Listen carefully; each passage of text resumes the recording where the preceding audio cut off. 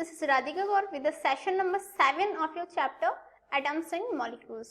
तो अभी हम यहाँ पे अपना सेशन नंबर 7 डिस्कस करने वाले हैं in which we are gonna study about ions. Ions क्या होते हैं ये हम यहाँ पे स्टडी करने वाले हैं. सो द थिंग इज जो एटम्स हैं वो मैंने आपको बताया था कि फ्री स्टेट में हमें नहीं मिलते हैं. क्यों? क्योंकि वो काफ़ी रिएक्टिव होते हैं एलिमेंट्स, इसीलिए उनके जो एटम्स हैं वो हमें फ्री स्टेट में नहीं मिलते, वो हमें कंबाइंड स्टेट में मिलते हैं. मैंने आपको ये भी बताया था कि जो एटम्स हैं जब कंबाइंड फॉर्म में मिलते हैं तो वो दो फॉर्म्स में मिलते हैं. एक वो मॉलिक्यूल्स की फॉर्म में मिलते हैं और दूसरे वो आयंस की फॉर्म में मिलते हैं. जब एटम्स मॉलिक्यूल्स की फॉर्म में मिलते हैं तो वो वाली स्टडी हम ऑलरेडी सेशन नंबर 6 में कर चुके हैं जब हम मॉलिक्यूल्स के बारे में स्टडी कर रहे थे. And in this session we will gonna study about ions. तो हम यहाँ पे देखेंगे कि जो एटम्स हैं वो आयंस की फॉर्म में कैसे हमारे कंबाइंडेड रहते हैं और आयंस क्या होते हैं. So let's start our session. First thing you have to understand that an atom contains electron, proton and neutron. Atom क्या होता है? उसमें इलेक्ट्रॉन्स, प्रोटॉन्स एंड न्यूट्रॉन्स रहते हैं. And atom is electrically neutral. और जो एटम होता है वो हमारा इलेक्ट्रिकली न्यूट्रल होता है. क्यों? क्योंकि देखो जो इलेक्ट्रॉन्स हैं उन पे नेगेटिव चार्ज प्रेजेंट रहता है, जो प्रोटॉन्स हैं उन पे पॉजिटिव चार्ज प्रेजेंट रहता है, और जो न्यूट्रॉन्स हैं वो क्या होते हैं? इलेक्ट्रिकली न्यूट्रल होते हैं. पॉजिटिव चार्ज जो है वो नेगेटिव चार्ज के इक्वल रहता है. दिस इज द रीजन जो एटम है वो क्या रहेगा? इलेक्ट्रिकली न्यूट्रल रहेगा. तो clear that an atom contains electrons, protons and neutrons and also an atom is electrically neutral.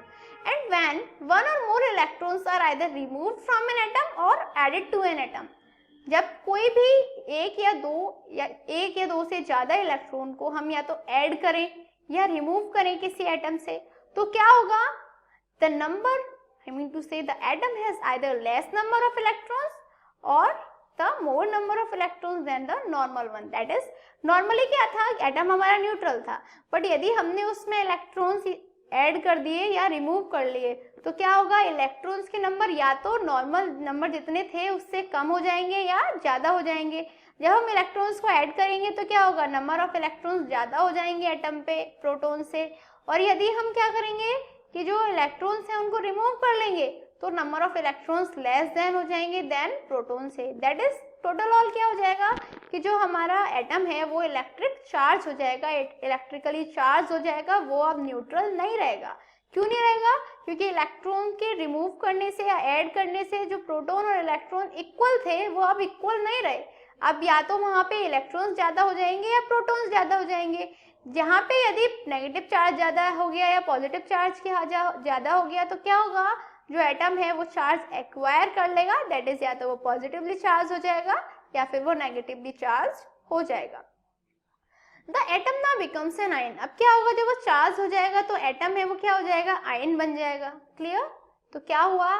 Atom हमारा इलेक्ट्रिकली न्यूट्रल था, हमने उसमें इलेक्ट्रॉन्स ऐड करे या रिमूव करे. एडिशन या रिमूव करने के बाद क्या हुआ? जो प्रोटॉन और इलेक्ट्रॉन है उसके जो इक्वल नंबर थे, जो पॉजिटिव नेगेटिव चार्ज जो पहले इक्वल था वो अब इक्वल नहीं रहा, अब वो डिफरेंट हो गया. और डिफरेंट होने की वजह से चार्ज हो गया हमारा एटम. अब जब हमारा एटम चार्ज है तो हम कह सकते हैं कि जो हमारा एटम है वो अब आयन बन गया. If an atom has less electrons than normal then it gets positively charged. That is, यदि हमने जो इलेक्ट्रॉन्स हैं उनको डोनेट किया, दैट इज रिमूव किया, तो क्या हो जाएगा? जो इलेक्ट्रॉन्स के नंबर हैं वो कम हो जाएंगे देन प्रोटॉन के नंबर से. अब प्रोटॉन के नंबर ज्यादा है तो हमारा एटम कैसा हो जाएगा? Positively charge. Clear?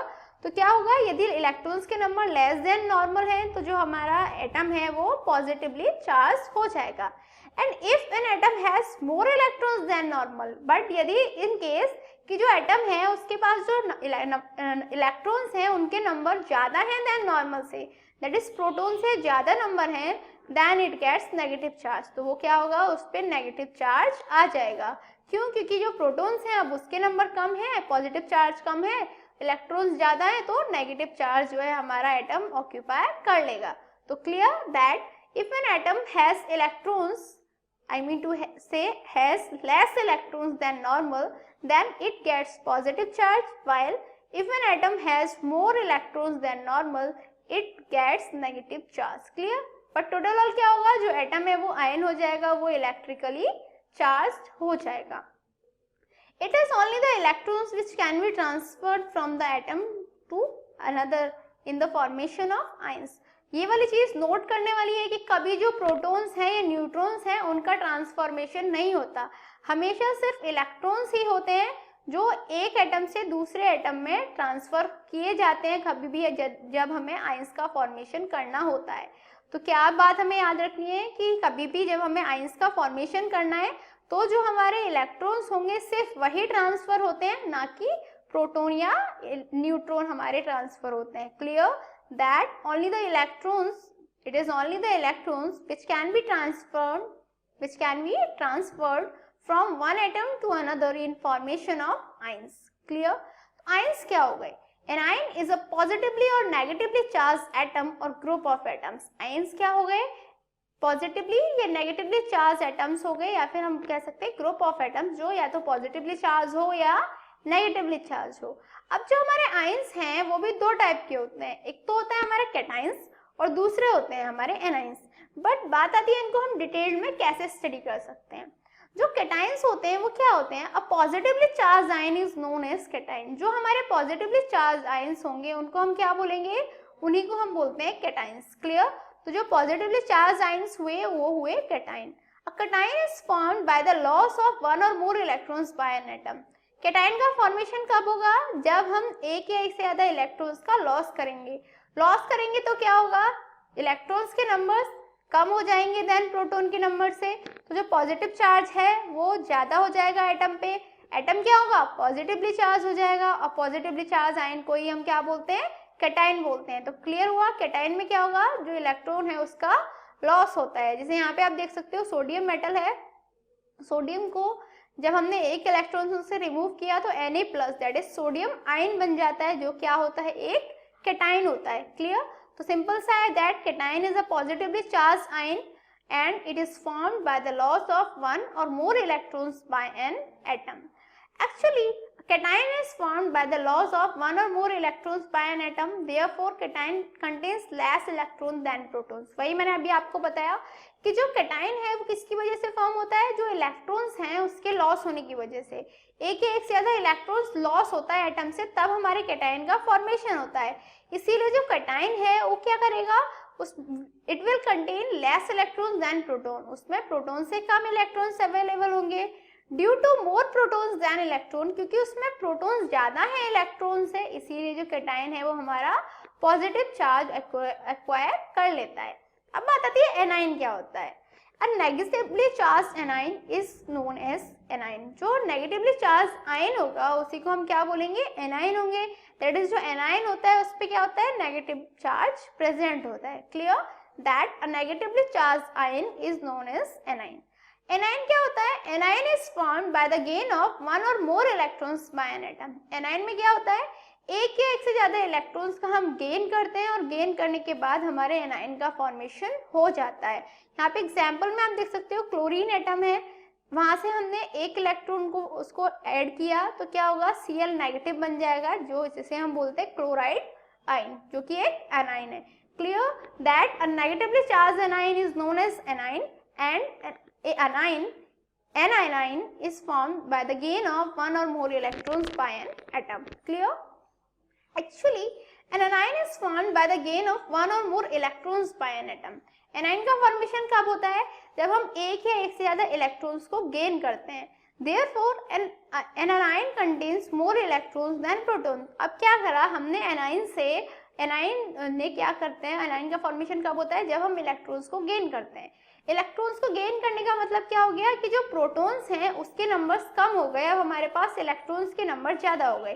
That is जो पॉजिटिव चार्ज है वो कम हो गया और जो नेगेटिव चार्ज है वो ज्यादा हो गया ड्यू टू मोर इलेक्ट्रॉन्स, क्योंकि अब ज्यादा इलेक्ट्रॉन्स हमारे पास अवेलेबल हैं then proton. Anion has a negative charge on it. इसीलिए जो एनायन होता है उसके पास क्या होता है? नेगेटिव चार्ज होता है। अब बात आती है सिंपल आयंस और पॉली आयंस। दो टाइप के हमारे पास आयंस प्रेजेंट रहते हैं। तो सिंपल आयंस क्या होते हैं? Those ions which are formed from single atoms are called simple ions. जो आयंस जिनका फॉर्मेशन किससे होता है? सिंगल एटम से होता है, उन्हें हम क्या बोलते हैं? सिंपल आयंस बोलते हैं। एग्जाम्पल के जैसे सोडियम आयन Na+ हो गया, मैग्नीशियम आयन Mg2+ हो गया, एल्यूमिनियम आयन Al3+ हो गया, सब क्या है, सिंगल एटम से मिलके बन रहे, सिंगल एटम से फॉर्मेशन इनका हो रहा है। दिस इज द रीजन ये क्या होंगे, सिंपल आयंस होंगे। Clear. Simple ions are also known as monoatomic ions. इनको हम और क्या बोल सकते हैं, मोनोएटॉमिक आयंस भी हम बोल सकते हैं। तो क्लियर हुआ, सिंपल आयंस क्या होते हैं, those ions which are formed from single atoms are called simple ions. अब बताती है जो पॉलीएटॉमिक आयंस होते हैं वो क्या होते हैं। Those ions which are formed from group of joint atoms are called compound ions, या फिर we can say polyatomic ions. Compound ions और पॉलीएटॉमिक आयंस सेम होते हैं। कंपाउंड आयंस कौन से आयंस होते हैं, वो आयंस जिनका फॉर्मेशन कब होता है, जब ग्रुप्स ऑफ जॉइंट एटम, जब एटम्स के ग्रुप कंबाइंड होते हैं, जब जो आयंस का फॉर्मेशन होता है उनको हम कंपाउंड आयंस बोलते हैं। जैसे ammonium ion NH4 negative, carbonate ion CO3 negative, sulphate ion SO2 negative, SO4 negative, ये सब क्या हो गए, ये पॉलीएटॉमिक आयंस हो गए। क्यों, क्योंकि यहाँ पे क्या है, जैसे अमोनियम आयन है NH4 नेगेटिव, उसमें नाइट्रोजन और हाइड्रोजन के एटम्स कंबाइंड होके फॉर्मेशन कर रहे हैं आयन का। ठीक है, तो यहाँ पे क्या हुआ, ग्रुप ऑफ एटम्स कंबाइंड हो रहे हैं किसी भी आयन का फॉर्मेशन करने के लिए, इसीलिए इन्हें बोलते हैं हम polyatomic ions. Compound ion is also known as polyatomic ions. वही बात मैंने आपको बताई कि जो कंपाउंड आयंस है उनको हम पॉलीएटॉमिक आयंस भी कह सकते हैं। तो क्लियर हुआ क्या होते हैं polyatomic ions, those ions which are formed from group of joint atoms are called polyatomic ions. So the thing is जो आयंस हैं उनको हम नॉर्मली कैसे देख सकते हैं, देखो सोडियम आयन है, उसका फॉर्मूला हो गया Na+, कैल्शियम आयन का Ca2+, जिंक आयन का Zn2+, क्लोराइड आयन क्या हो गया, Cl नेगेटिव हो गया, कार्बोनेट आयन CO3 2 नेगेटिव हो गया, सल्फेट आयन SO4 2 नेगेटिव हो गया, फॉस्फेट आयन PO4 3 नेगेटिव हो गया। ये हमारे कुछ कॉमन एग्जांपल्स हो गए। यहाँ पे आप देख सकते हो ऊपर वाले, that is sodium, calcium, zinc और क्लोराइड आयन, ये सब क्या है हमारे, ये सिंपल आयन है। क्यों, क्योंकि ये सिर्फ किससे फॉर्म हुए, एक टाइप के एटम से फॉर्म हुए। जबकि जो हमारे कार्बोनेट आयन है, सल्फेट आयन है, फॉस्फेट आयन है, ये क्या हो रहे हैं, ग्रुप ऑफ एटम से फॉर्म हो रहे हैं आयंस, इसीलिए ये क्या हो गए, compound ions, that is polyatomic ions हो गए। तो क्लियर हुआ, ये हमारे आयंस हो गए। अब आते हैं आयनिक कंपाउंड क्या होते हैं। The compounds which are made up of ions are called ionic compounds. वो कंपाउंड्स जो आयंस से मिलके बनते हैं उन्हीं को हम आयनिक कंपाउंड्स कहते हैं। A compound made up of metal and a non-metal is an ionic compound। और ये भी बात कंफर्म है कि जो कंपाउंड मेटल और नॉन मेटल से मिलके बनते हैं वो भी हमारे आयनिक कंपाउंड होते हैं। जैसे हमारा सोडियम क्लोराइड में NaCl है, Na क्या हो गया, मेटल है, और Cl क्या है, नॉन मेटल है। सेम पोटेशियम क्लोराइड में KCl में K मेटल है, क्लोराइड Cl नॉन मेटल है। सेम क्या हुआ, जो आयनिक कंपाउंड्स कौन से कंपाउंड्स होते हैं, जो आयन से मिलके बनते हैं, जो मेटल्स एंड नॉन मेटल्स से मिलके बनते हैं, उन्हीं को हम आयनिक कंपाउंड्स बोलते हैं। अब आता है फॉर्मूला यूनिट क्या होती है कंपाउंड्स की। The simplest combination of ions that produce an electrical neutral unit is called a formula unit of the ionic compound. वो सिंपलेस्ट कॉम्बिनेशन किसी भी आयन का जो कोई भी इलेक्ट्रिकल न्यूट्रल यूनिट फॉर्म करती है, उसी को हम क्या बोलते हैं, फॉर्मूला यूनिट बोलते हैं किसी भी आयनिक कंपाउंड की। जैसे आपने NaCl के क्रिस्टल देखे हैं, जो हमारा कॉमन सॉल्ट होता है, उसमें ऐसे प्रेजेंट रहते हैं जो आयंस होते हैं Na+, Cl negative, Na+, Cl negative, फिर Cl नेगेटिव, Na+, ऐसे करके हमारे जो कंपाउंड है उसका फॉर्मेशन हो जाता है। बट उससे हमने क्या किया, Na+, Cl नेगेटिव, एक इस यूनिट को निकाल लिया। ये यूनिट जो होगी Na+, Cl नेगेटिव, ये वाली जो यूनिट होगी इसी को हम क्या बोलेंगे, फॉर्मूला यूनिट। क्लियर। तो फॉर्मूला यूनिट क्या होती है, the simplest combination of ions that produce an electrical neutral unit is called a formula unit of the ionic compound। formula mass क्या होता है, formula mass of an ionic compound is the relative mass of its formula unit। क्या होता है, वो relative mass होता है उसकी formula unit का as compared with the mass of C12 atom taken as 12 unit। किससे कंपैरिजन करते हैं उसको भी, किससे करते हैं, जो 12 यूनिट वाला C12 एटम है उसके मास से। तो क्लियर हुआ फॉर्मूला मास क्या होता है। The formula mass of an ionic compound is the relative mass of its formula unit as compared with the mass of a carbon 12 atom taken as 12 units. So it's a time for challenging question mark. Calculate the formula mass of potassium carbonate. आपको क्या करना है, potassium carbonate का formula mass calculate करना है। And your time start now. 1 2 3 4 5 times up. So have you answered this in your mind? Let's check out. Potassium carbonate का formula होता है K2CO3. क्लियर? यहाँ पे 2 पोटेशियम के एटम्स प्रेजेंट है, 1 कार्बन का एटम प्रेजेंट है और 3 ऑक्सीजन के एटम्स प्रेजेंट हैं.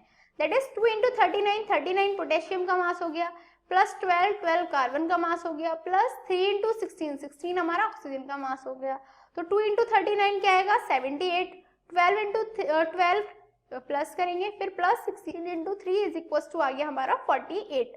तो हम 78 प्लस 12 प्लस 48 को प्लस करेंगे तो हमारा आंसर आ जाएगा 138 units. Therefore the formula mass of K2CO3 will be 138 units. Clear? So what did we learn today? आज हमने पढ़ा आयंस के बारे में. हमने पढ़ा जो एटम है वो आयन कैसे बन सकता है, या एटम है वो इलेक्ट्रिकल चार्ज कैसे होता है, कब हमारा जो कैटायन है उसका फॉर्मेशन होता है, कब हमारे एनायन का फॉर्मेशन होता है. हमने यहाँ पे ये भी स्टडी किया कि सिंपल आयंस कौन से होते हैं, पॉलीएटॉमिक आयंस कौन से होते हैं. ऑल्सो हमने formula, unit mass and ionic compounds के बारे में भी डिस्कस करा. In next sessions we are gonna talk much more about this chapter. Till then, good luck.